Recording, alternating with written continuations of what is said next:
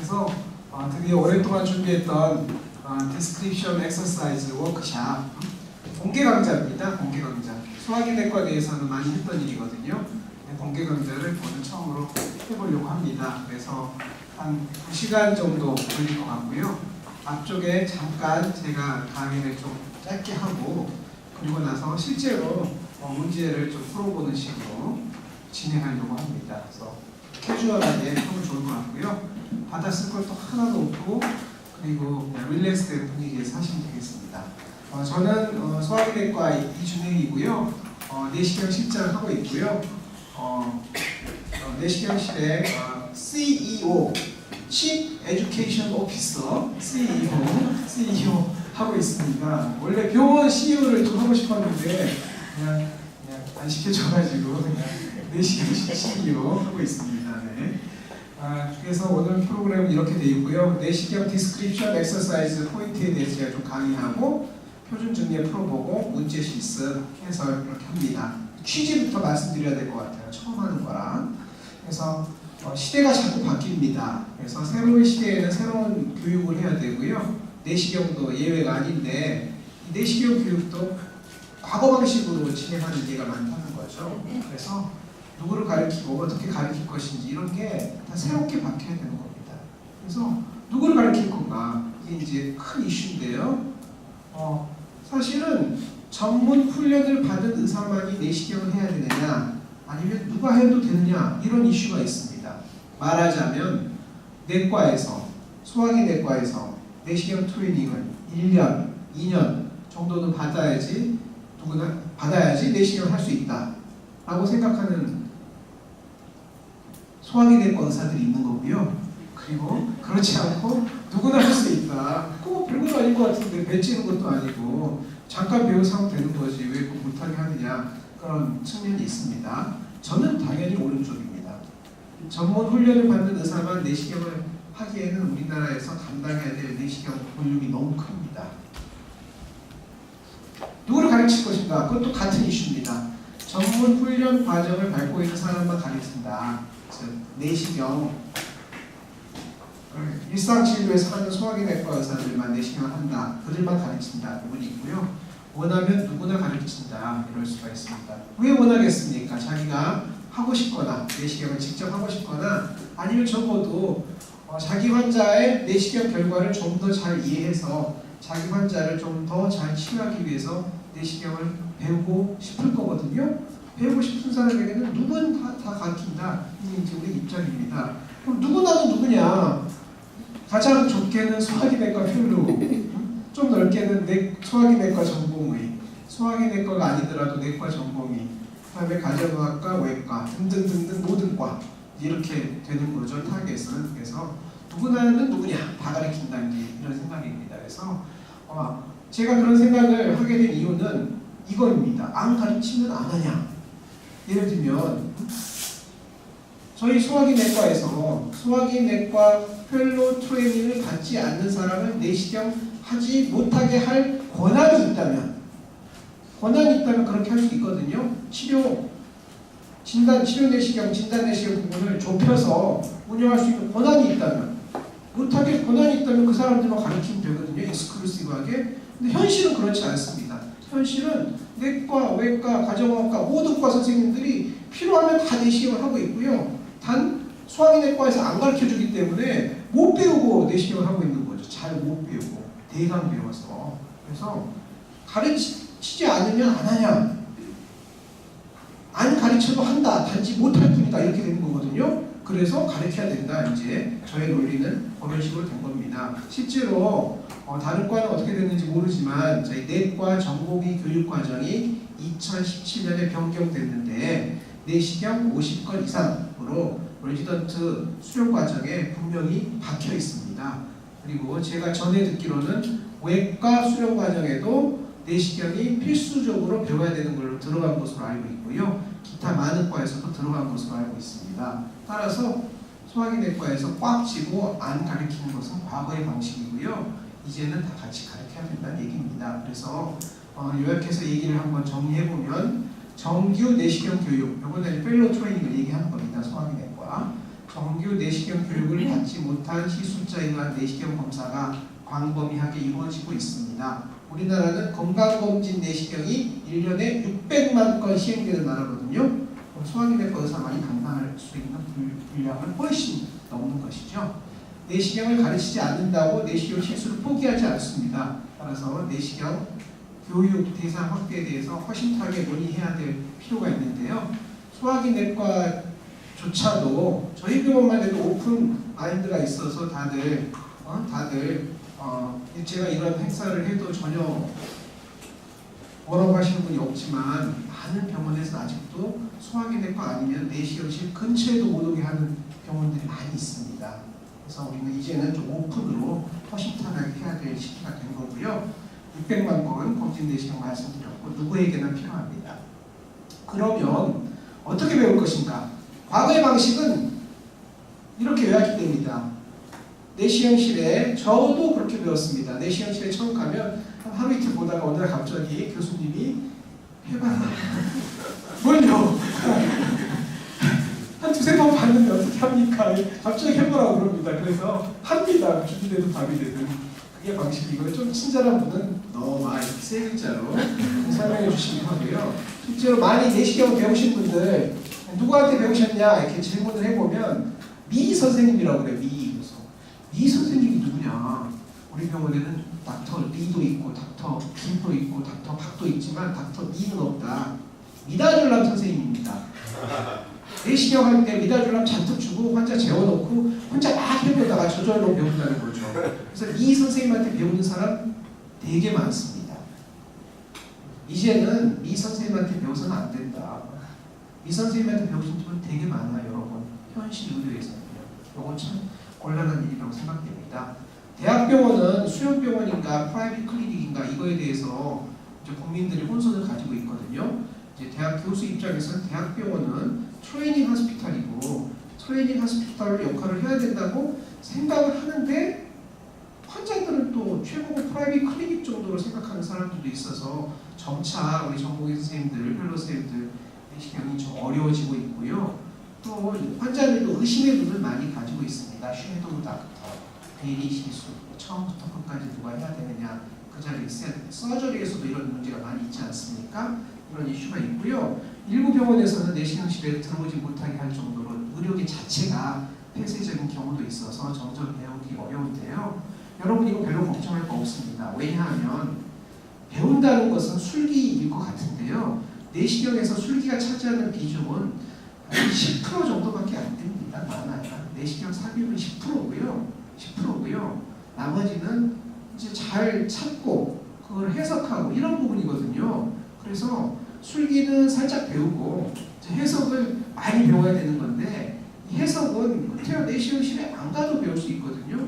충실한 워크샵이나 기타 여러 가지 프로그램을 해서 배울 수가 있습니다. 그래서 과거에는 삽입을 먼저 하고 이제 그다음에 해석을 배웠지만 저는 바꿔서 하자는 걸 좀 제안을 하고 있는 거죠. 그래서 실제로 펠로 생활을 2년 마치고 가신 한 저희 펠로 선생님께 자기의 2년간의 펠로 생활을 돌아보면서 잠깐 발표를 하도록 했거든요. 근데 이 슬라이드를 보여줬어요. 자기가 내시경을 배우고 펠로 2년을 하면서 처음에는 위내시경 목 넘기기가 어렵고 어디가 정상이고 비정상인지 보는 게 어려웠지만 치료 내시경 배우고 하나씩 쭉 배워와서 이제 펠로우를 마치고 나가는 입장에서 가장 어려운 건 위내시경 사진을 보고 이게 암이냐 아니냐 이 편은 진단이 여전히 어렵다는 거죠. 진단이 술기는 맨 처음만 잠깐이고요. 나머지는 계속 지식입니다.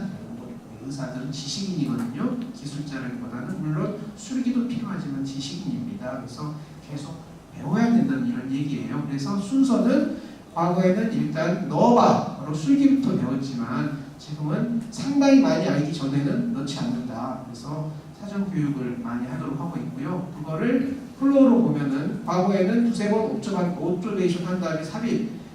사실은 삽입하고 가르치지도 않습니다. 혼자 배우는 거거든요. 이게 과거에 제가 배웠던 방식입니다. 그래서 두세 번 해보고 삽입하고 나머지는 전부 독학인데 이제는 그렇게 하지 않고 오늘 이제 제가 소개하는 디스크립션 엑서사이즈 이런 내시경 사진을 보고 병수에 대한 대략적인 감을 잡는 거거든요.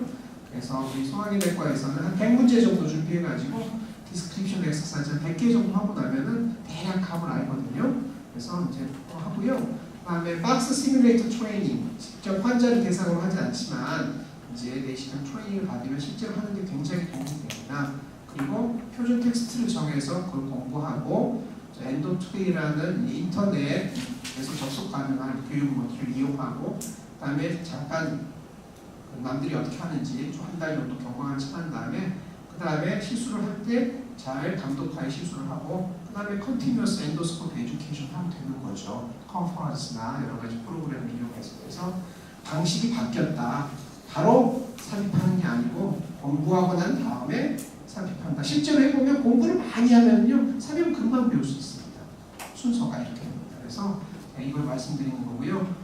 그 중에서 이제 엔도투데이는 조금만 소개해드리면 제가 개인적으로 운영하고 있는 홈페이지인데 거의 20년 됐는데요. 엔도투데이, 엔도스코피를 매일매일 공부하자 이제 이런 개념으로 엔도투데이고요. 거기 보면 여러 가지 자료가 나와 있고요. 그 중에 세 번째 비기너 보면은 내시경 초심자 교육이거든요. 이 부분에 보면은 우리 소화기내과 펠로우, 소화기내과 전공의들이 공부하는 프로그램이 그대로 소개되어 있습니다. 저 순서대로 따라가시면 되고요. 아주 일부분에 이제 오프라인 빼놓고는 대부분 온라인으로 공부할 수 있도록 다 자료가 공개되어 있거든요. 이걸로 이제 보시면 되고요.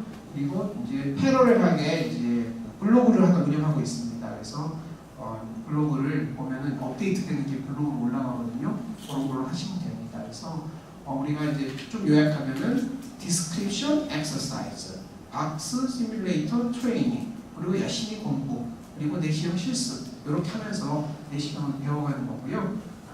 그리고 디스크립션 엑서사이즈, 박스 시뮬레이터, 공부 여기까지는 누구에게나 다 공개되어 있는 프로그램이고요. 실습 부분은 어쩔 수가 없습니다. 내시경실에 오셔야지 할 수 있는 거거든요. 그래서 커리큘럼상 내시경에 오시면 저희가 이제 그거를 도와드리는 거고 또 커리큘럼상 못 오시면 어쩔 수가 없습니다. 그거는 실습 빼고 나머지라도 다 익혀가지고 그 다음에 꼭 필요할 때 잠깐 배워서 할 수 있도록 그렇게 저희가 준비를 시키는 게 우리 과정이라고 할 수 있겠습니다.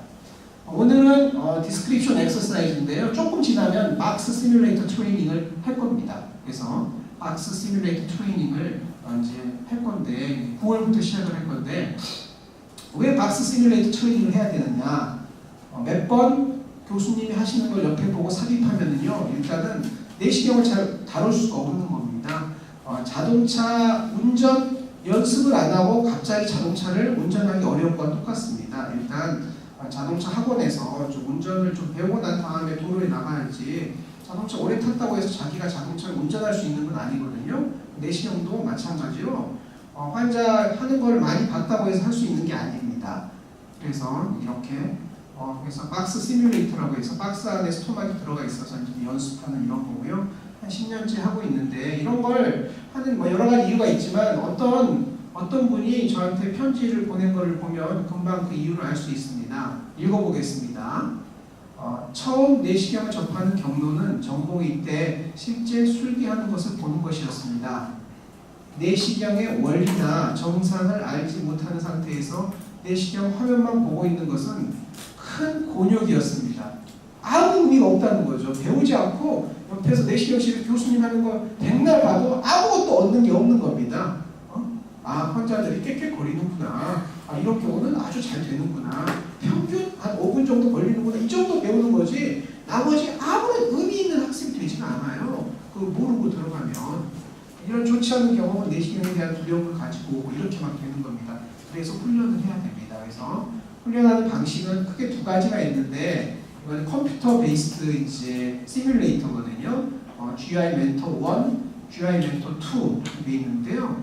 제가 이제 예전에 가서 GI 멘토 모듈 보고 우리도 이거 하나 샀습니다. 2연주 합니다. 매우 비쌉니다. 지금은 거의 안 쓰고 있습니다. 왜냐하면 박스 시뮬레이터는 이게 이제 컴퓨터 기계고 컴퓨터로 연결되어 있는데요.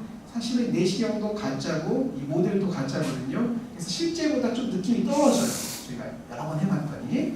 그래서 결국은 사용하게 된 거는 이제 이 박스 시뮬레이터인데요. 이 박스 시뮬레이터는 이제 구형하고 신형이 있는데 박스 시뮬레이터는 비록 스토막은 가짜지만 내시경은 진짜거든요. 그래서 훨씬 이 손맛이 실제 내시경은 훨씬 더 가깝더라고요. 그래서 컴퓨터 시뮬레이터 굉장히 2억짜리보다 이건 한 500만 원 하는 건데요. 500만 원짜리가 훨씬 낫다. 내시경만 진짜라면 그래가지고 내시경 박스 시뮬레이터 트레이닝 하고 있고요.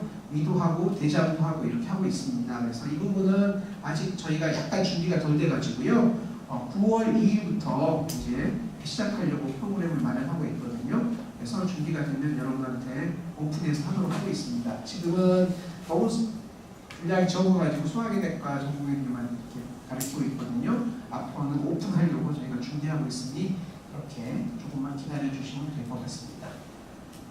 네, 여기까지가 인트로덕션입니다. 오늘 이제 본론으로 들어갑니다. 디스크립션 엑서사이즈. 디스크립션 엑서사이즈 하려면은 어떤 식으로 디스크립션 할 건가 이거를 좀 정해야 되는데요. 우리가 정리해서 사용하고 있는 방법은 SMC 스타일입니다. 그래서 내시경은 이런 스타일로 보고 하나 디스크립션 해 나간다 내용이고요. 어떤 병 사진을 보면 위치는 어딘지, 크기는 어딘지, 주소견은 무엇인지, 부소견은 무엇인지, 진단은 무엇인지, 분류는 어떤지 이제 이렇게 순서대로 한다는 거죠. 그냥 말하자면 아프리카 초원의 언덕 가운데에 3m짜리 큰 덩어리가 있습니다. 동물이고요. 부소견 들어갑니다. 부소견은 코는 길고 귀는 넓고 납작하며 다리는 굵은 게 4개가 있고 색깔은 회색입니다. 이렇게 쭉 디스크라이브를 나가고요. 그럼 진단은 코끼리, 분류는 아프리카 코끼리 이렇게 되는 거죠. 이런 식으로 디스크립션 해나가는 게 우리 이제 SMC 내시경 디스크립션 스타일입니다. 그래서 이거 하나하나 지금 잠깐 설명을 하겠습니다. 위치, 오늘은 위내시경을 배우는 거니까요. 위내시경 아나토미는 다 아시겠지만 들어가는 문, 카디아, 나가는 문, 파이브루스가 있고요. 이쪽이 커버처, 레서 커버처, 그레이터 커버처가 있습니다. 그리고 위각은 이제 인비보에서는 꺾여 있지만 수술해서 꺼내면 꺾여 있지 않잖아요. 그래서 이 위각은 인비보의 아나토미인데 대략 날몸부터 들몸까지의 3분의 1 정도의 위치가 있습니다. 그래서 스토막은 평균 날몸부터 들몸까지의 길이가 평균 18cm거든요. 그래서 날몸부터 위각까지는 6cm 위치하고 여기는 12cm 해가지고 날몸의 6cm 위를 위각, 일단 대각, 인피부에서 꺾여 있는 부분이죠. 그리고 위각의 아래쪽을 전정부, 위체부, 위 푼두스 이렇게 부릅니다. 푼두스는요 위 바닥이라고 부르기도 하고 위 천장이라고 부르기도 합니다.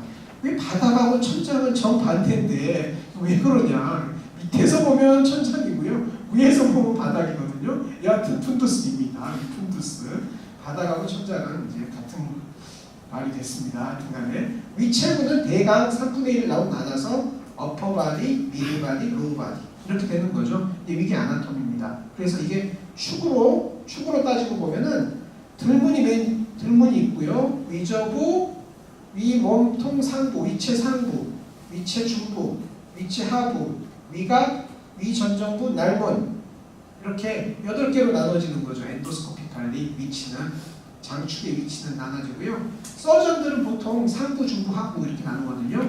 그래서 요거는 마치 이게 보니까 하나, 둘, 셋, 넷, 다섯, 여섯, 일곱, 8개잖아요. 요건 3개잖아요. 여러분 피아노 쳐보면 이제 셋 있다는 표 있거든요. 왼쪽은 4박자, 오른쪽은 3박자로 이렇게 피아노 치면 무척 헷갈리잖아요. 그거하고 비슷합니다. 이게 짝짓기가 잘 안 되거든요. 그래서 어디서 잘 안 되냐면 특히 이 위각입니다. 그래서 어떤 부분은 위각을 위의 하부 디스탈 3분의 1로 분류하기도 하고요. 아니면 중간 3분의 1로 분류하기도 하거든요. 근데 보통은 위각의 병이 있다 그러니 중부로 분류하는 게 맞습니다. 저희도 그렇게 하려고 하고 있거든요. 그래서 들문, 위저부, 위체 상부까지는 그냥 어퍼 3분의 1, 여기는 미드 3분의 1, 디스탈 3분의 1 이렇게 이해하시면 되겠습니다. 그래서 이게 이제 장축이고요. 위치는 장축하고 횡축을 얘기해야 되거든요. 네. 잘 보시면 위는 이렇게 서 있을 것 같잖아요. 이렇게 그레이 아나토미 보면 이렇게 J 쉐입으로 서 있을 것 같지만 인비보에서는 서 있는 장기가 아닙니다. 인비보에서는요 들문과 날문의 높이 차가 버테브랄 바디 하나 3, 4cm 정도의 차이밖에 없습니다. 스토마는 누워있는 장기예요. 사실은 누워있는 장기. 우리가 해부학 교과서에는 서있는 장기처럼 되어 있지만 사실은 누워있는 장기거든요. 어느 각도로 봐도 누워있습니다. 이게 인비보에서는 그렇게 되어 있거든요. 그래서 실제로 CT를 찍어서 우리가 확인을 해보면 CT 좌우 바꿔놓은 건데요. 실제와 비슷하게 10도로 들어가면 위가 이제 카디아로부터 파이로스를 가려면 계속 내려가야지 이제 파이로스가 있을 것 같지만 실제로는 내려가야 있는 게 아니고 돌아가야 있습니다. 그래서 내시경에 들어가면 처음 배우면 오른쪽 우리가 하는 거죠. 왜냐하면 오른쪽에 있거든요. 아래쪽에 있는 게 아니고. 그래서 내시경이 들어가면 맨 처음에 잠깐 왼쪽으로 가면 된다. 오른쪽으로 가야 되거든요. 그래서 이 부분이 좀 늘 헷갈리는 부분입니다. 왜냐하면 요것 때문에 내시경의 횡축을 보기가 어렵거든요. 자연스럽게 전정부로 이렇게 내시경이 들어가면 이런 각도가 나오거든요. 내시경 화면에서는 이쪽이 이렇게 보니까 레서 커버처, 그레이터 커버처, 이제 안티리어월, 포스티리어월 이렇게 되는 겁니다. 이제 요거가 왜 이렇게 됐는지 잘 알 수가 없거든요. 박스 시뮬레이터를 많이 하기 전까지는. 그래서 일단은 이제 대강 자연스러운 사진에서 왼쪽이 전벽이다 이렇게 보시면 됩니다. 왼쪽이 전벽이다. 자연스러운 사진에서는 왼쪽이 전벽이다. 그러면 여기 조기암이 하나 있는데 이거는 이게 전정부거든요. 전정부 대만 쪽에 전정부. 그러니까 장축으로 따지면 전정부, 횡축으로 따지면 대만. 전정부 대만에 병이 있다 이렇게 위치가 되는 겁니다. 이거 무척 헷갈리거든요. 그래서 오늘은 잠깐만 들으시고 결국은 박스 시뮬레이터 좀 해보면서 더 많이 아셔야 됩니다. 그래도 대강은 알아야 되니까. 이게 박스 시뮬레이터를 하는 모습인데 저희가 위치하고 대만 예쁜 그림이라고 부르는 건데 게스트릭 폴드는 이제 체부에 있고요. 전정부에는 폴드가 없거든요. 그래서 게스트릭 폴드가 끝나는 데까지를 체부라고 부르고 그 아래쪽은 전정부라고 부르는데 체부에 폴드가 이렇게 있잖아요. 위에 폴드는 다 있지만 제일 현저한 부분은 그레이터 커버처에 현저하거든요. 그래서 그레이터 커버처 폴드가 제일 많이 보이는 부위가 그레이터 커버처. 화면의 왼쪽이 주로 안티리어월, 화면의 오른쪽이 포스티리어월. 폴드가 많은 곳의 반대쪽이 소만. 이제 대만 소만, 전벽 후벽 이런 정도의 개념을 이해하시면 되겠습니다. 그런데 위는 이렇게 휘어져 있다고 그랬잖아요. 들어가는 과정에 조금씩 돌아갑니다. 그래가지고 이거는 위치의 중부를 보여주는 사진인데 딱 처음 보면 어딘지 잘 알기 어렵거든요. 그러면 제일 쉬운 데가 그레이터 커버처. 게스트릭 폴드가 딱 있으니까. 이쪽은 그레이터 커버처, 이쪽이 레서 커버처. 요거는 뭐 개념상 알기 어렵지만 대략 이쪽 하여튼간에 왼쪽부터 이쪽 좌상부 이쪽 부분이 항상 전벽이거든요. 그래서 그레이터 커버처가 있으면 이쪽이 전벽이다 이렇게 이해하시면 되고요. 실제 사진으로 보면은 이렇게 보입니다. 위에 게스트릭 폴드가 이렇게 있고 그러면 여기가 대만, 여기가 소만, 그 다음에 왼쪽 상쪽 부분이 전벽 쪽이니까 이쪽은 아니니까 이쪽 중이 전벽, 이쪽 반대가 후벽. 그래서 위체 중부 후벽에 암이 있다. 이제 이렇게 위치가 정해지는 겁니다. 그림으로 보면 이게 대만이니까 이게 이제 이런 식으로 각도가 나오고 대만의 이쪽이 전벽, 반대쪽이 후벽 이런 식으로 되는 겁니다. 이거 하면서 살짝 보시면 되겠습니다. 이건 전정부예요. 폴드가 없이 이렇게 돼 있잖아요. 여기는 파이로루스 넘어가는 구멍입니다. 자연스럽게 봤을 때 왼쪽이 전벽, 오른쪽이 후벽. 그래서 이건 전정부 후벽에 병소가 있다. 전정부 후벽에 병소가 있다. 이제 이렇게 묘사가 되는 거고요. 근데 실제로 내시경 할 때는 위에서 들어가서만 보지 않고 리트로플렉션이라고 해가지고 내시경을 180도 꺾어가지고 이렇게 보거든요. 이제 여기에서 이제 함정이 있어요. 여기는 저희도 자꾸 실수를 하는 건데, 그래서 이제 여기는 소만 민들민들하니까 소만이고 아마 이쪽에 대만이 있겠죠. 이쪽이 소만이고 이쪽이 대만인 건 알겠는데 이게 전벽인지 후벽인지는 무척 헷갈립니다. 이거는 무척 헷갈리거든요. 그래서 이제 공식은 있어요. 공식은 리트로플렉션 했을 때 대만보다 3시간 안게 전벽이다. 무슨 말이냐? 대만이 제일 잘 보이거든요. 폴드가 있으니까 리트로플렉션한 사진이구나. 대만이 이쪽이구나. 대만보다 3시간 전. 여기가 4시잖아요. 4시니까 2시쯤이 전벽인 거죠. 대만보다 3시간 전이 전벽이에요. 여기가 전벽, 반대쪽은 후벽. 아, 이 사람은 위체 상부 후벽에 벽이 있구나. 이런 식으로 해야 되는 겁니다. 이거 좀 틀려도 저희는 상관없습니다. 그런데 공식만 알고 계세요. 다시 한번 보면 리트로플렉션 했을 때 대만보다 3시간 전이 3시간 앞이 전벽이거든요. 3시간 전이 전벽이에요. 3시간 전이 전벽이거든요. 대만보다 3시간 전이 전벽이에요. 이거 리트로플렉션 했을 때 이쁘고요. 반대로 리트로플렉션 하지 않고 정상으로 봤을 때는 반대죠. 대만보다 3시간 후가 전벽이 있죠. 당연히 리트로플렉션 안 했으니까. 같은 환자인데 대만이라는 건 알겠고 대만보다 3시간 전이 전벽이고 반대니까 후벽이고요. 리트로플렉션 안 했을 때는 이렇게 돼 있으니까 여기가 대만이고 대만보다 3시간 뒤가 전벽이거든요. 사실은 리트로플렉션 안 하면 요거의 반대니까 후벽. 그래서 요게 공식인데 대략 공식만 알고 있고 오래 하다 보면 저절로 알게 돼 있습니다. 이게 이제 자꾸 틀려요. 그래서 환자들이 이제 다른 병원에서 병이 발견돼가지고 왔거든요. 위체 상부 전벽에 병이 있다 이렇게 갖고 써가지고 왔더라고요. 의뢰서에 봤는데 이렇게 돼 있거든요. 그분이 이 사진을 보고 위체 상부 카디 아래쪽 전벽이라고 했어요. 근데 이게 사실 후벽이에요. 왜냐하면 리트로플렉션 부에서 게스트릭 폴트가 이쪽에 있으니까 위 대만의 3시간 전이 전벽이거든요. 이쪽이 전벽이고 이쪽은 후벽인데 내시 하신 분이 헷갈린 거죠. 헷갈린 거예요. 그래서 실제 일상 진료에서는 많이들 헷갈려요. 그래서 다른 병원에서 전벽, 후벽 이렇게 써서 왔다고 해서 그걸 철석같이 믿지 마시고 자기가 확인해봐야 됩니다. 실제로 내시경 초심자들이 내시경 배울 때 다른 병원에서 위체 중부 전벽에 뭐가 있다. 그래서 전벽만 열심히 보는데 사실은 후벽에 있는 수도 있거든요. 잘못 의뢰되는 예가 많다. 이거는 이렇게 이해하시면 되겠습니다. 그리고 이제 우리가 어떻게 이제 기술을 하냐면 이게 이제 위를 표현하는 두 가지 그래프입니다. 요거는 옆에서 보는 그래프고요. 요거는 위를 펼친 그래프라고 저희가 개념적으로 생각합니다. 이 부분 들문 카디아가 요거고요. 이 부분 날문 파일로스가 요겁니다. 요게 위각입니다. 위각. 요게 소만이에요. 소만이고 위각과 들문을 3등분 나눈 거죠. 그래서 만약에 여기는 장축으로 따지면 위체 하부예요. 앵글보다 위니까. 위체 하부고 방향은 전벽인 거죠.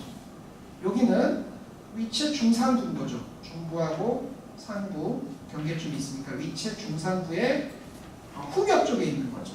만약에 어떤 병이 여기 딱 있다. 그러면 앵글의 중간. 이렇게 있는 거예요. 근데 이거는 여기 있다. 전전부 전벽. 여기 있다. 날부 근처 후벽. 이렇게 표시하는 건데요. 대만을 표시할 수 없어요. 이쪽 그림에서는. 대만을 표시할 방법이 없거든요. 대만을 표시할 방법이 없어요. 그래서 싹으로 여기 가지고 전전부 대만에 있으면 여기다 딱 표시를 해놓는 거예요. 오른쪽 그림으로는 대만을 위치를 표시할 수가 없어요. 그래서 어떤 내시경 결과지에 이런 그림이 있는 수도 있습니다. 병원에 따라서는. 그러면 여기다 딱 표시가 보는 거예요. 전전부 대만이구나. 여기 딱 표시가 있어. 위체 하부 소만이구나. 이렇게 표현이 되는 겁니다. 여기가 위치입니다. 한번 이그샘플을 봅시다. 예. 작은 위암이 하나 있습니다. 어디일까요? 이제 처음 보니까 어려울 수 있어요. 어디일까요? 잠깐만 불을 하나만 좀 꺼주십시오. 이제 사진을 봐야 되니까. 네, 좋습니다. 어디일까요? 네, 게스트릭 폴드가 잘 보여야 되는데 폴드가 이렇게 높잖아요. 폴드가 전혀 없으면 주로 에트룸입니다. 에트룸이구나. 이거 에트룸이라는 걸 정확히 아는 방법은 여기 구멍이 있다. 파이로루스가 보이잖아요. 그러니까 에트룸은 틀림없고요. 자연스럽게 봤을 때 왼쪽이 전벽, 오른쪽이 후벽. 그리고 이게 자연스럽게 봤을 때 이쪽이 대만, 이쪽이 소만이거든요. 그래서 전정부이고 소만에 뭔가 암이 있다. 전정부 소만에 조기암이 있다. 이렇게 표시하는 거거든요. 그래서 SMC 스타일로는 장축으로는 전정부의 중간쯤 내놓은 부분입니다. 그래서 미드 엔트룸, 횡축으로는 소만, 전정부 소만에 이렇게 드러나는 그림이 되겠습니다. 하나 더 보면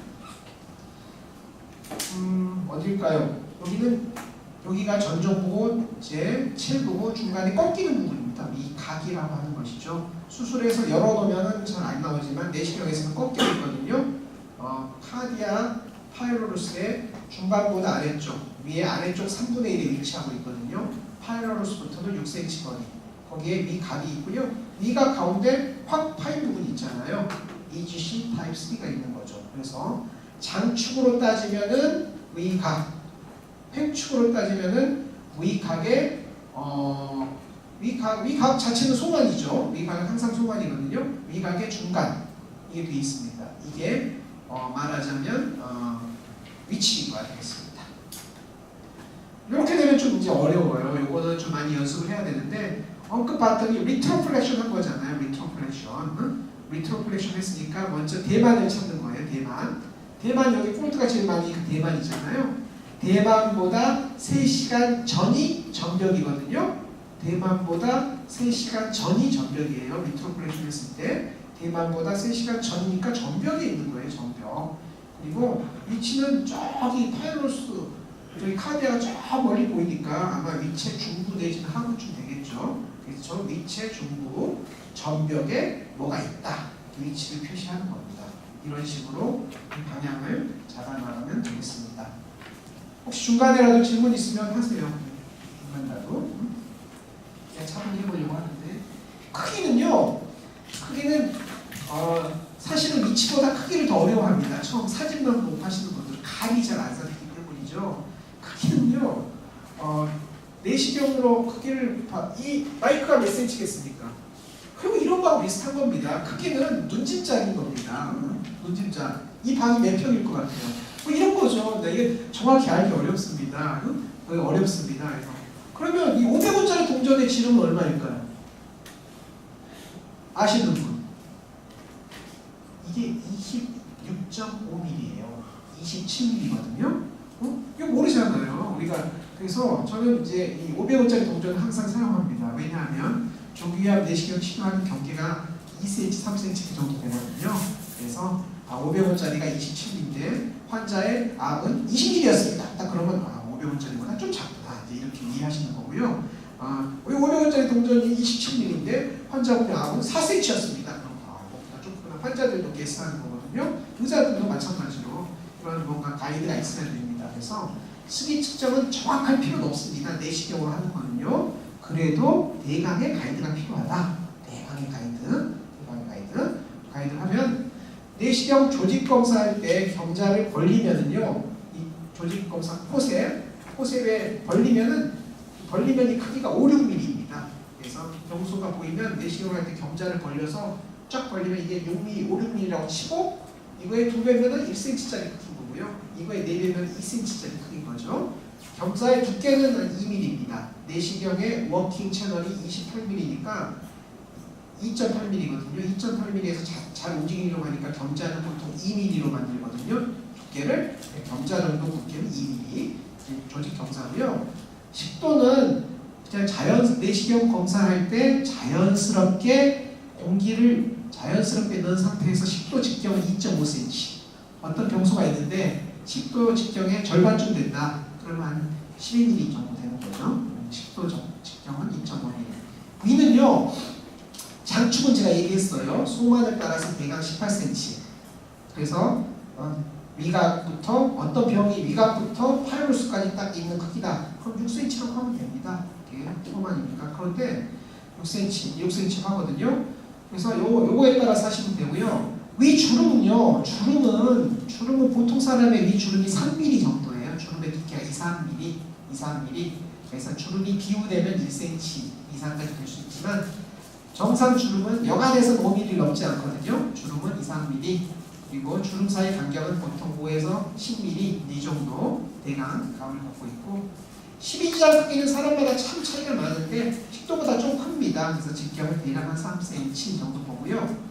내시경의 두께는 1cm입니다. 제가 이렇게 보여드릴 거예요. 내시경의 두께는 1cm. 내시경의 두께는 1cm. 그리고요.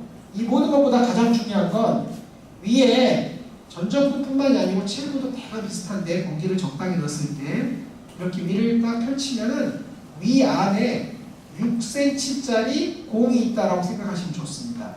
위 안에 6cm짜리 공이 있다. 그게 무슨 말인지 설명할 겁니다.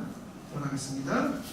그림으로 보면 포셉은 벌렸을 때 5, 6mm, 포셉의 두께는 2mm, 위의 크기는 장축으로 따져서 18cm, 소만으로 6cm, 6cm, 6cm. 내시경은요, 리턴 플렉션을 하면 내시경 자체 모양이 보이거든요. 자기 모양이 보여요. 보이면 이 두께가 1cm. 최근에 나온 내시경 모델이 9.2mm거든요. 대략 1cm라고 생각하시면 됩니다. 폴드는 보통 3mm, 간격은 5에서 1cm. 앵글은 파일로부터 6cm 위에 위치한다.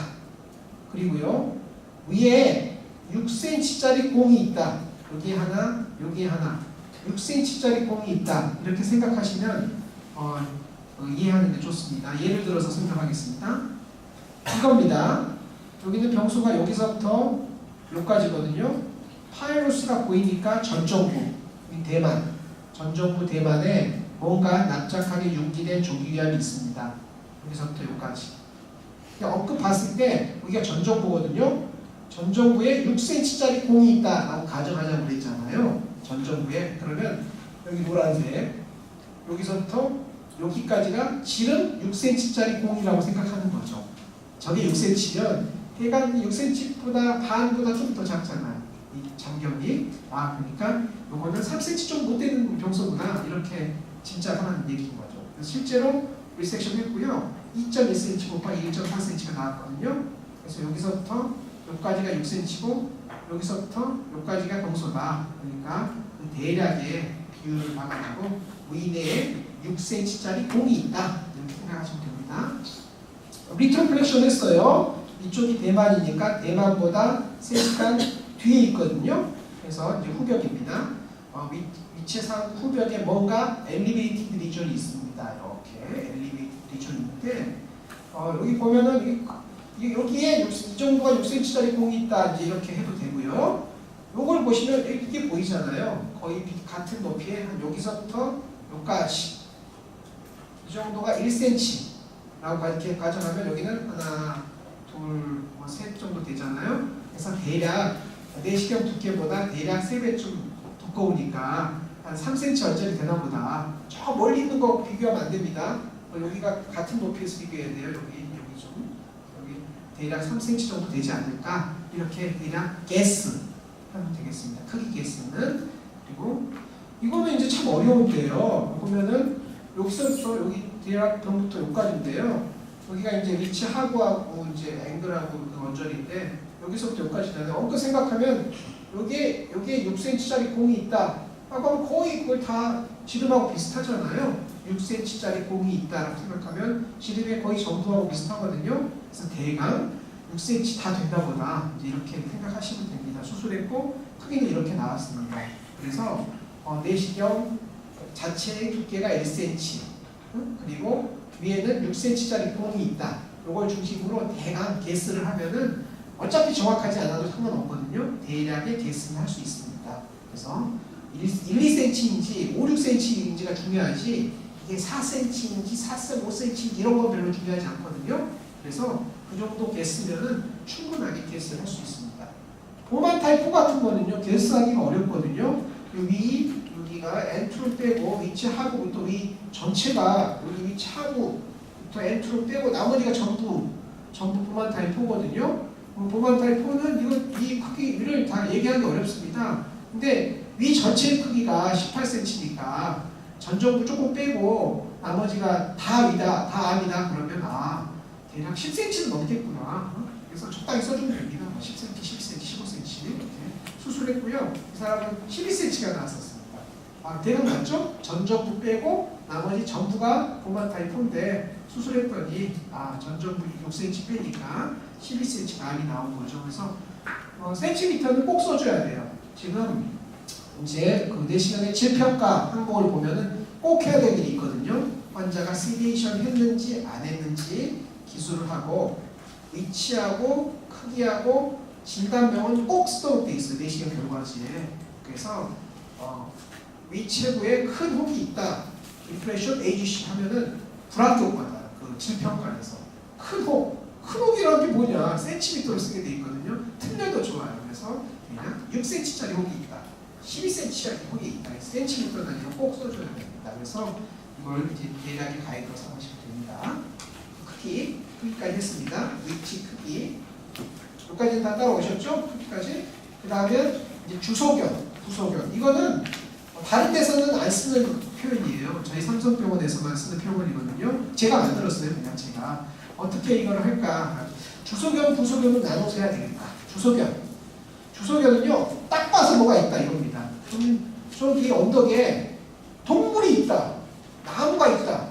돌이 있다. 이 한마디로 표현하는 거죠. 뭐를. 주소견은 딱 처음 본 소견도 아니고 가장 잘 보이는 소견도 아니고 질병의 특성을 가장 잘 표현하는 한두 마디의 말인 거죠. 예를 들면 어떤 거냐면 흔히 쓰는 주소견은 위에 얼서가 있다 하는 거죠. 위에 이로전이 있다. 위에 메스가 있다. 그 다음에 디퓨즈 뭐가 있다. 플랫 엘리베이트 리드 있다. 폴립이 있다. 이렇게 한두 마디로 딱 요약하는 겁니다. 딱 봐서 있는 뭐가 있다. 선언이 주소견입니다. 그래서 주소견을 하고요. 주소견에 맞춰서 그 다음에 그걸 기술하는 게 부소견이 되겠습니다. 주소견. 그래서 이 사람은 외부에서 ulcerating mass라고 해가지고 왔거든요. 근데 이건 주소견이 틀린 거예요. ulcerating mass가 아니고 superficial elevated region with central depression이 있는 거거든요. 그래서 이 주소견을 연습을 안 하면 잘못 쓴 거예요. 그래서 소견서만 딱 보면 ulcerating mass가 있다 그러면 그 생각하기에 AGC가 있구나 이렇게 이제 생각하기 쉬운데 사진을 봤더니 에게게 AGC 이렇게 되는 거거든요. 주소견 쓰는 연습이 잘 안 돼 있어서 틀리게 나오는 경우입니다. 주소견이 딱 정리가 되면 주소견에 따라서 부소견을 기술하는 거죠. 동물이 있으면 동물을 기술하는 방법이 다르고요. 나무가 있으면 나무를 기술하는 방법이 다르고 그리고 돌이 있으면 돌 기술하는 방법이 다르지 않겠습니까? 주소견이 무엇이었냐에 따라서 해당하는 부소견을 기술하게 되어 있습니다. 그래서 주소견이 얼싸다, 이로전이다, 메스다 이런 거에 따라서 나누게 되어 있어요. 그래서 한벌형 주소견은 보통 이렇게 찢어졌다, 테어, 이렇게 테어, 피셔라고 하기도 하고요. 살짝 들어갔다, 이로전, 깊게 들어갔다, 얼싸. 그 다음에 메스가 있고 파였다. 이게 이제 약간 표현이 다른데 mass with central ulceration 보통 이렇게 표시하는 거거든요. 어떤 사람들은 ulcerative mass 얼서는 함몰된 거고 메스는 인기된 건데 ulcerative mass라는 게 말이 되느냐 생각할 수 있지만 실제 병은 그런 게 많거든요. 그래서 ulcerative mass 또 이제 의학에서는 맞는 말인 겁니다. 일상적으로 생각해 보면 착한 나쁜 놈이 있다. 이렇게 되면 착한 놈이냐 나쁜 놈이냐 정반대의 뜻이라 착하기도 하고 나쁜 것도 많죠. 현실에는. 그래서 ulcerative mass 이제 이렇게 되는 거게 되겠습니다. 그래서 한벌형 조기암이다. 어떤 한벌형 조기암이 딱 나왔다. 그러면 부소견은 이러이러한 걸 쓰는 거죠. 부소견. 그래서 이거는 오랫동안 공부해야 되는 거죠. 한벌형 뭐가 있다. 그러면 한벌형 병소를 어떻게 디스크라이브 할 건가. 이건 이제 하나씩 배우고 점차 익혀나가는 그런 게 되겠습니다. 그래서 쉽게 얘기하면 얼서부터 생각을 해보면 얼서 딱 봤더니 얼서가 있다. 그럼 얼서는 일단 기본적으로 이 네 가지를 디스크라이브 하셔야 돼요. 그래서 얼서는 엣지는 어떻고 마진은 어떻고 베이스는 어떻고 폴트는 어떻다 이렇게 표현하게 되어 있거든요.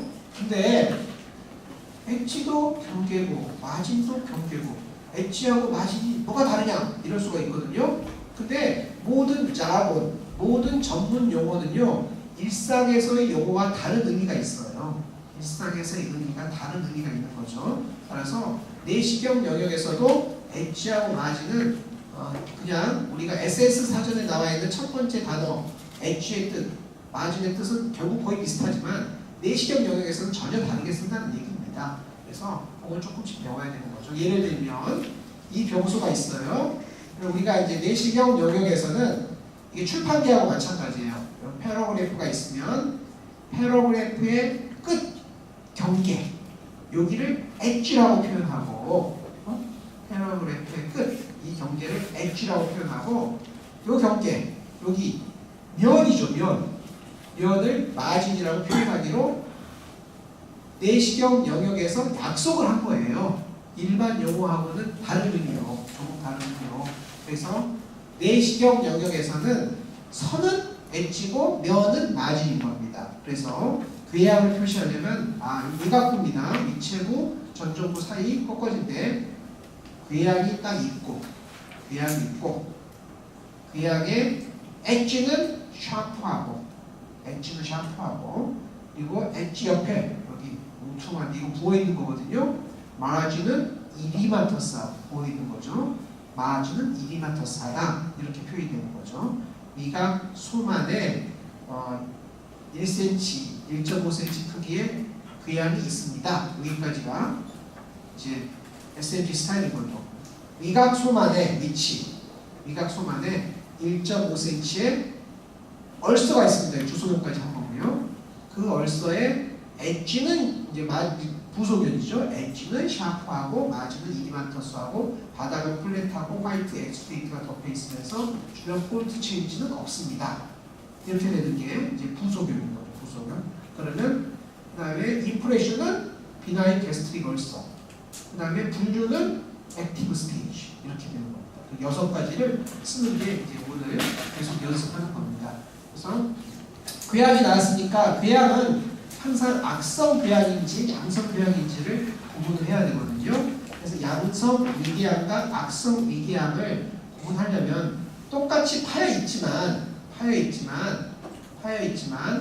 이제 양성 괴양은 잠깐 상처가 났다가 점점 아물어가는 과정이니까 처음에는 이디마가 심했다가 좀 시간이 지나면 이디마는 깔아앉고 이제 살이 돋는 거 새살 regenerating epithelium이 나오면서 그 다음에 상처에 의해서 주름이 잡히거든요. 폴드가 예쁘게 잡히면은 비나인이 되는 거고요. 똑같은 괴양이 있는데 이디마는 별로 심하지 않은데 폴드 체인지가 현저하고 폴드의 모양이 비정상적이면서 그리고 주변에 뭐 좀 먹은 듯한 소견이 있거나 물퉁물퉁하거나 뭐 이런 소견이 많이 보이면은 이거는 이제 말리그넌트가 되는 거죠. 따라서 얼서가 있다. 일단 선언을 해놓은 다음에 얼서의 부소견을 쫙 기술하다 보면은 이쪽이 암 쪽인 것 같다. 비나인 쪽인 것 같다가 이제 감별이 되는 겁니다. 무슨 얘기인지 아셨죠? 그래서 이거를 하나씩 익혀나가는 겁니다. 엘리베이트 리전의 경우에는요. 이제 크기나 모양에 따라 다른 식으로 하는데 살짝 올라간 것들은 그레듈라는 이제 쌀알처럼 됐다는 뜻이거든요. 쌀알처럼 매우 작은 건 그레듈라. 노듈라, 그러면 콩 정도 생각하시면 됩니다. 노듈이라는 게 매듭이거든요. 실을 묶었을 때 매듭을 노드라고 하는 거거든요. 노듈라, 콩 정도 된다고 생각하시면 됩니다. 그래서 내시경에서는 보통 5mm 이상을 노듈이라고 하는데요. 노듈라 그런 표현을 하고, 요거는 크고 울퉁불퉁한 거는 이제 바닥에 놓여있는 큰 길에 놓여있는 돌, 카블스톤처럼 보인다 이렇게 얘기하고요. 여러 개 있는 경우 말고 한두 개 있는 경우는 매우 작으면은 작은 파퓰, 이렇게 파퓰인데 가운데가 좀 들어가 있으면 아프다 이렇게 부르는 거고, 상피 경소이고 좀 더 올라와 있으면 폴립, 주변보다 딱 올라온 폴립인데, 폴립이 목이 있으면 페듐쿨레이티드 폴립, 목이 없으면 세사일 폴립, 목이 될랑말랑하면 세미 페듐쿨레이티드 폴립 이렇게 부르는 거죠. 그래서 위체부 대만의 세미 페듐쿨레이티드 폴립이 보인다. 이제 이렇게 디스크라이브 들어가고 그 이후에 상세한 얘기를 하는 거죠. 이제 폴립, 튜머도 폴립도 일종의 튜머인데 좀 더 크면은 튜머의 종류를 하는 거죠. 그래서 막 튀어나온 튜머는 폴리퍼스. 이렇게 이제 손가락처럼 되어 있으면 빌러스.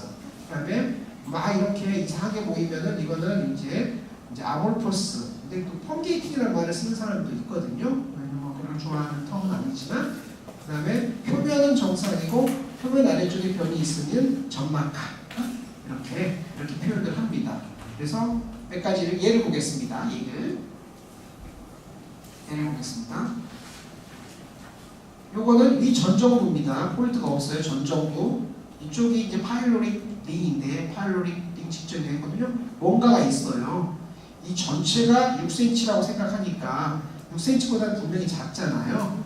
그래서 한 3, 4cm쯤 되는 뭔가가 있다. 뭐가 있습니까? 큰 덩어리가 있고 가운데가 파였잖아요. 주소견은 mass with central ulceration. 다른 말로 ulcerative mass. ulcerative mass가 있다. 이렇게 표현을 하는 거고요. 그 다음에는 봤더니 메스의 바닥은 빨갛고 울퉁불퉁하고 하얗게 묻어있고 주변에 피도 좀 나는 것 같고 주변에 폴드는 없고 월서하고 정상하고 경계는 매끈하고 뭐 이런 식으로 부소견을 막 디스크라이브 해 나가는 거죠.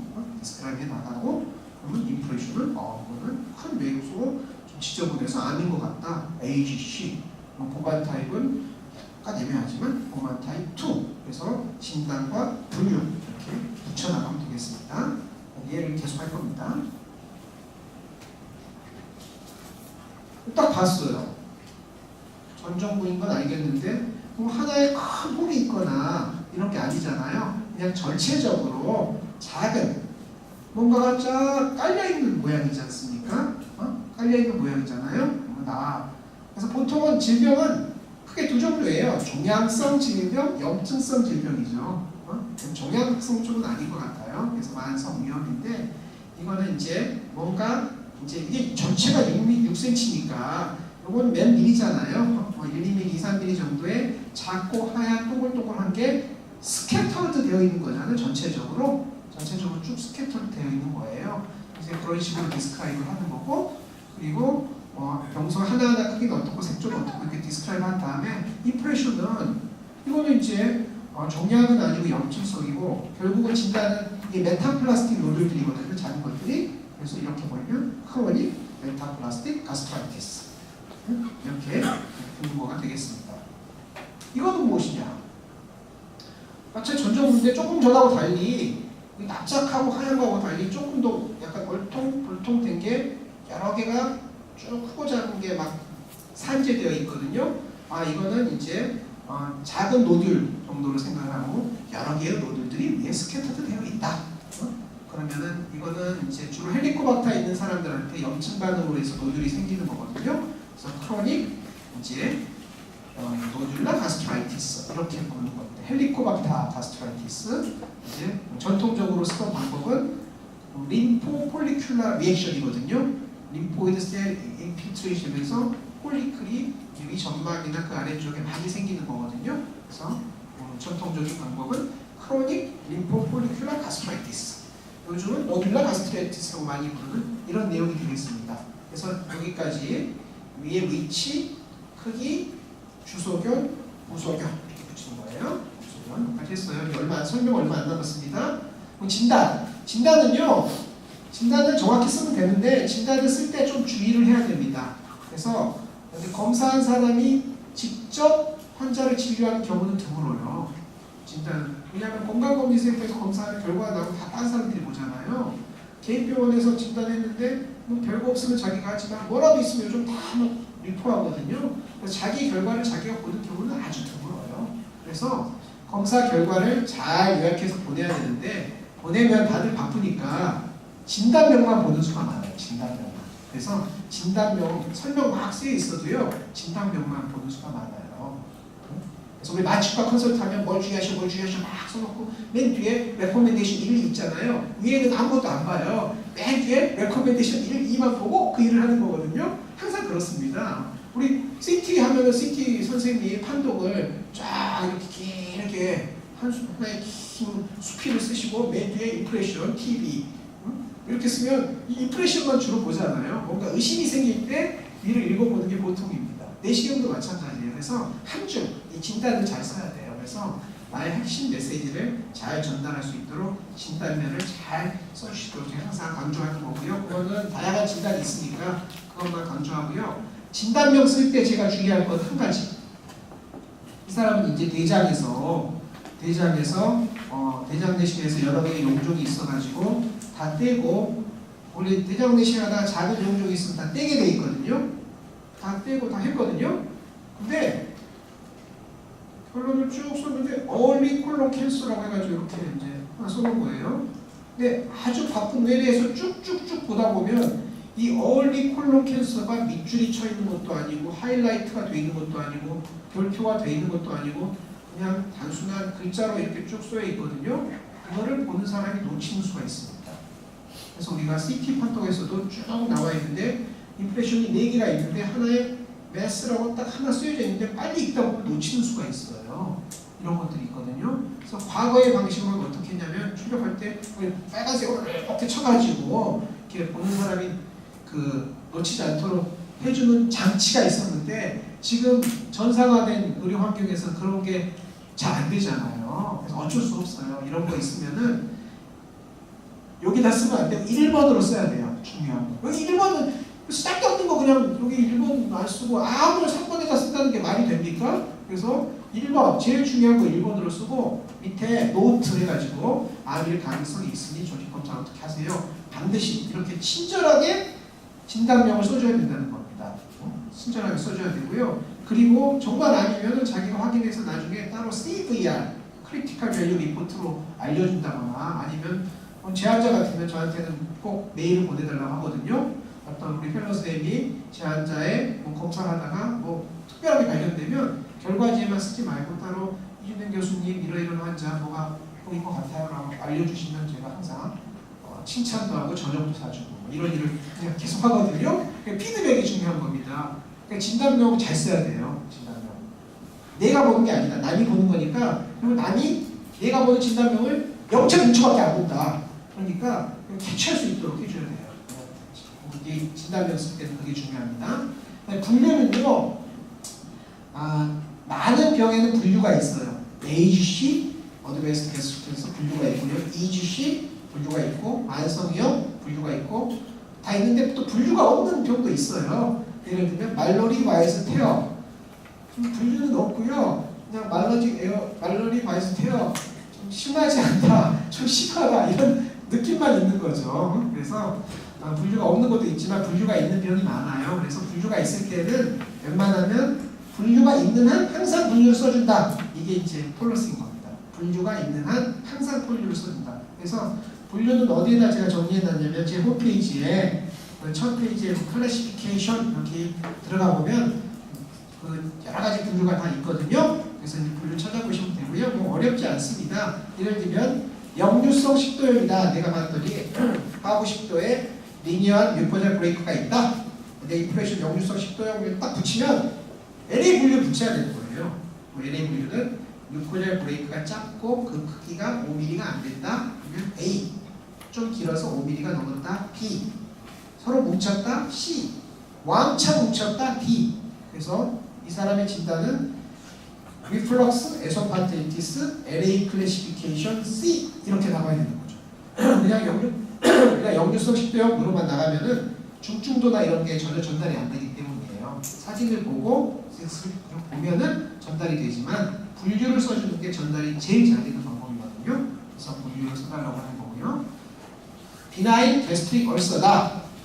그러면 이제 일본식 분류를 쓰는 건데 막 생겼다. 야, 되게 아프게 생겼다. 액티브. 근데 좀 새살도 돋고 주름도 오고 그래가지고 궤양은 줄어들고 새살도 많이 돌았다. 그러면 힐링. 그리고 이제 원래 파였으니까 얼서 크레이터. 얼서 크레이터가 다 닫혔다. 없어졌어요. 얼서 크레이터가. 그러면 스카 이렇게 나누고요. 그거를 1, 2, 1, 2로 나누는 거죠. 그래서 좀 심하면 1, 더 심하면 2. 이제 이렇게 해서 나누면 결국은 매우 많이 부어 있고 궤양이 작지만 방금 생긴 것 같다. 그러면 액티브 1. 부기가 조금 빠졌고 궤양이 좀 더 커졌으면서 아직 새살이 안 돋았다. 그러면 액티브 2. 봤더니 새살이 막 돋기 시작해. 빨간 게 새살이거든요. 요거는 재생산피 Regenerating Epithelium. 쉬운 말로 새살이 돋고 부기는 많이 빠졌잖아요. 이런 거에 비해서 부기는 많이 빠지고 벌써 아물면서 흉터가 생기는 거거든요. 폴드들이 모여왔다. 그러면 힐링 1. 여기는 분명히 궤양이 이 정도로 생겼던 것 같은데 새살로 거의 다 찼고 이제 얼서는 거의 없어졌다. 힐링 2. 그 다음에 여기 보면 빨갛게만 돼 있지 얼서 플레이트가 전혀 없다. S1. 여기는 옛날에 궤양이 지나갔던 흔적이 하얗게 돼 있지 붉은술만 것도 없거든요. 그래서 이거는 S2. 이렇게 해서 비나인 게스트 월서가 되면 이 스테이지에 따라 해주는 거고요. 조기 요약은 원급 봐서 좀 제법 올라왔다. 그럼 타입 1. 요거 그 타입 0이라는 게 보만 타입으로 따져서 보만 1, 2, 3, 4가 있으니까 그러니까 0이라고 하면은 EGC를 얘기하도록 그냥 대강 약속이 되는 거거든요. 안 써도 됩니다. 많이 올라가 있으면 1, 슈퍼피셜할 때 조금 올라왔다. 2A, 슈퍼피셜하다 그냥 올라온 거 색조만 변했다. 2B, 약간만 들어갔다. 2C, 제법 많이 들어갔다. 그러면은 3, 이제 이런 식으로 분류해주고, 그다음에 그게 사실 애매하거든요. 선생님 이게 약간 올라간 거예요? 제법 많이 올라간 거예요? 그 구분은 뭡니까? 이게 자꾸 물어보는 사람도 있거든요. 그래서 그거 자꾸 물어보시면 저희는 책봐 이렇게 얘기하고요. 일본 사람들은 너희 선생 하는 대로 해 이렇게 얘기하거든요. 근데 문제는 서양 사람들이에요. 우리 선생은 그런 거 안 해요. 그리고 내가 아무리 너가 하는 걸 오래 봐도 잘 모르겠어요. 구체적인 수치를 제거해 주세요. 제시해 주세요. 서양 사람들 자꾸 요구합니다. 그래서 이게 이제 최근 나온 책에 보면은 바이옵시 포셉 두께가 2.5mm라고 생각하고 포셉보다 더 두꺼우면은 타입 1, 포셉 두께보다 더 낮아서 그러면은 아까 우리 책에 이렇게 쓰여져 있어요. 이거는 근데 조기 요약 2A 리전이 주변으로부터 이게 2mm가 올라왔는지 2.5mm가 올라왔는지 여러분 알 수 있겠어요? 내시경 사진 보고 서양 사람들이 자꾸 물어보니까 일본 애들이 어쩔 수 없이 그냥 이런 답변을 한 거지 일본 스스로도 이런 거 안 봐요. 그냥 얘가 아틀라스 보고 2A가 이렇게 생겼다 그러면 이렇게 생겼으면 2A 좀 제법 많이 나올 정도면 1 이렇게 이제 하는 거거든요. 그래서 가끔 책을 보다 이건 파리 분류라고 해요. 파리 분류. 이름도 파리 분류잖아요. 파리 애들이 자꾸 일본 애들한테 물어보니까 어쩔 수 없이 이제 하나 부여지책으로 만든 거지 아무도 안 보는 거예요. 책 보면 자꾸 이거 질문하거든요. 제발 이거 좀 질문하지 말아주세요. 2.5mm가 기준이냐 아니냐 이런 거. 그래서 이거는 기존의 아틀라스를 쭉 보면 오케이 이 정도면 보통 타입 3라고 부른다. 그렇게 부르면 됩니다. 무슨 얘기인지 아셨죠? 좋습니다. 그래서 이 모든 걸 다 종합하면 그래서 저희의 목표는 이거예요. 작년에 우리 펠로우 선생님이 이걸 보고 어떻게 기술을 했는지 여러분 지금 S&P 스타일에 따라서 나 같으면 어떻게 기술하겠다 한 30초만 생각해 보세요. 위치는 어디고 크기는 어디고 주소견 딱 봐서 보이는 평소는 뭐고 주소견에 대한 상세한 기술은 어떻게 하고 그러면 그 다음에 진단을 붙이고 진단에 대한 클래시피케이션 붙이는 거잖아요. 이게 이제 내시경 소변인데 우리가 이걸 배우기 위해서 오늘 와 있는 건데 잠깐 생각해 보면 그래서 이제 제가 읽어볼게요. 우리 펠로우 우리 똑똑한 김지혜 선생님이 어떻게 썼는지 보면 결과지를 봤더니 로우바디부터 엔트로에 걸쳐 LC 사이드로 위치를 내겠죠. 5cm 크기 얼서러 인필트레티브 매스가 관찰됩니다. 썼어요. 주소견 얼서러 인필트레티브 매스 그 다음에 거기에 대한 부소견을 쭉 썼어요.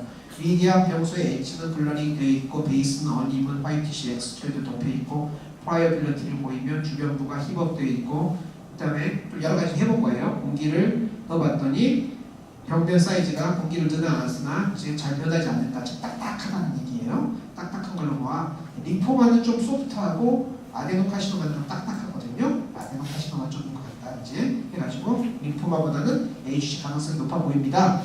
부소견을 이렇게 주저리 이제 써 나가는 거죠. 써 나가고 그래서 임프레션을 AGC 보반 타입 3 이렇게 이제 내시경을 하고 이런 결론을 이 결과지를 만들자는 거죠. 우리 오늘 워크숍의 목적은 이런 결과지를 만들고 그러면 나중에 정답은 결국은 이제 패톨로지를 정답을 할 수밖에 없습니다. 그래서 패톨로지를 딱 봤더니 나중에 수술하고 봤더니 AGC, 보만 타입 3, 히스톨로지는 튜뷸러 아데노카시노마, 크기는 4.5cm, 뎁스 오브 인베이전은 T3, 스테이지는 림프노드도 하나 가 있었네요. 이렇게 딱 나온 거죠. 그럼 내시경 의사가 퍼펙트하게 잘 맞췄구나. 이제 이렇게 되는 겁니다. 그렇죠? 그래서 이런 식의 디스크립션을 하는 게 우리의 이제 워크숍의 목적입니다.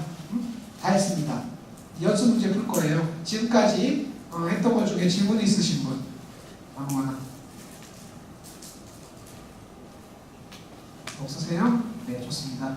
그러면 1부를 여기까지 마치고 5분 쉬었다가 이 자리에서 연습 문제 풀면서 진행하도록 하겠습니다. 잠시 쉬었다 합시다. 5분.